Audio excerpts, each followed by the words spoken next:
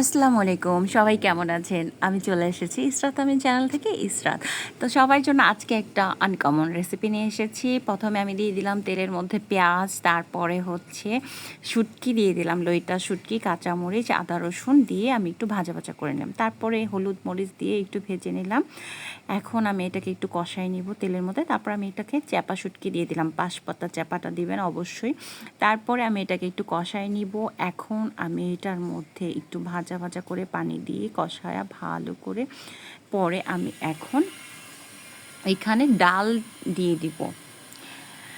ডালটাকে আমি আগেই ধুয়ে ভিজিয়ে শুকনা করে রেখেছিলাম। ডালটা এখন আমি একটু ভেজে নিব এখানে, ভাজা করে তারপর আমি এখানে পুঁই শাক দিয়ে দিব। পুঁই শাকটা যখন একটু মাখায়া পরে কষানো হয়ে গেলে আমি এখন এখানে পানিটা দিয়ে দিব।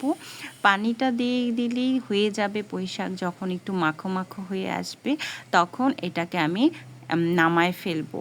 আর এই বড় কড়াইতে রান্না করার এইটুকুর মানে রিজন হচ্ছে আমার একটু নাড়াচাড়া করতে সুবিধা হয় এই কারণে। তো সবার কাছে আমার ভিডিওগুলো কেমন লাগে কমেন্ট করে, লাইক করে আমাকে অবশ্যই সাপোর্ট করবেন আর আমার সাথেই থাকবেন। সাবস্ক্রাইব করতে অবশ্যই ভুলবেন না। প্লিজ সবাই আমার চ্যানেলটাকে একটু সাবস্ক্রাইব করে যাবেন, যাতে আমি আপনাদের ভালোবাসায় আরও সুন্দর সুন্দর ভিডিও নিয়ে আসতে পারি। তো সবার কাছে আমার ভিডিওগুলো অবশ্যই শেয়ার করবেন। আলহামদুলিল্লাহ, সবাই ভালো থাকবেন। আল্লাহ হাফেজ।